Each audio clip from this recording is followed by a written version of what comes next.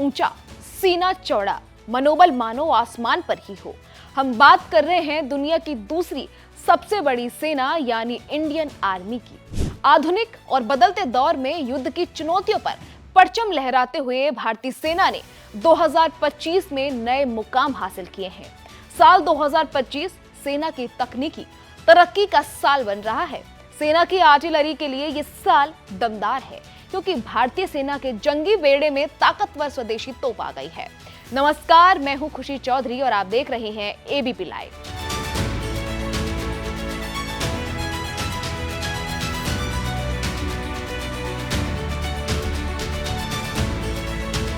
अचूक निशाना, 45 किलोमीटर तक दुश्मन के इलाके में बवंडर फैला देने की ताकत, ताबड़तोड़ गोले दागना, दुश्मन को संभलने का बिल्कुल मौका ना देना, ये भारत की नई स्वदेशी तोप की बेजोड़ क्षमता है। भारतीय सेना की नई ताकत है, या कह सकते हैं भारतीय सेना के जंगी बेड़े में आया एक नायाब हथियार है जिसका कोई मुकाबला नहीं कर सकता है।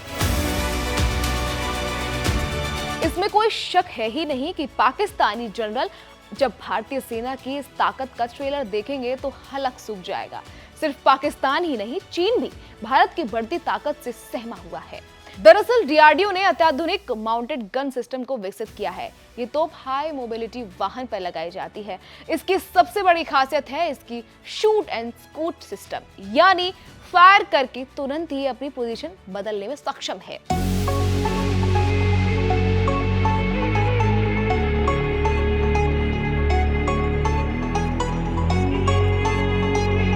यानी दुश्मन के हिट रडार में आने से पहले तोप अपनी जगह बदल सकता है, जिसकी वजह से दुश्मन इस तोप को ट्रैक नहीं कर सकेगा। पलटवार तो दूर की बात है।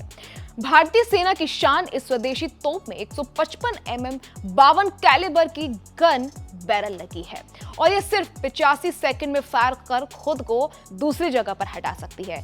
ये तोप राजस्थान की तपती रेत से लेकर सियाचिन की बर्फीली ऊंचाइयों तक कहीं भी तैनात की जा सकती है, यानी मौसम का इस पर कोई असर नहीं पड़ता।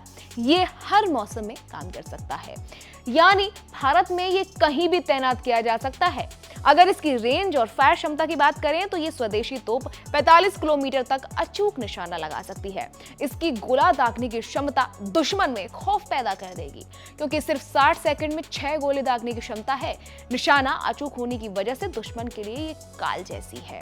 यानी आने वाले दिनों में भारतीय सेना की आर्टिलरी अब पूरी तरह से बदलने जा रही है। ATAGS के साथ साथ मोबाइल तोपों, रॉकेट सिस्टम की रेंज बढ़ाने और सेल्फ प्रोपेल्ड गनों की नई खरीद दर्शाती है कि अब फोकस तेज हमलों, लंबी दूरी तक मार करने की क्षमता को बढ़ाने का है।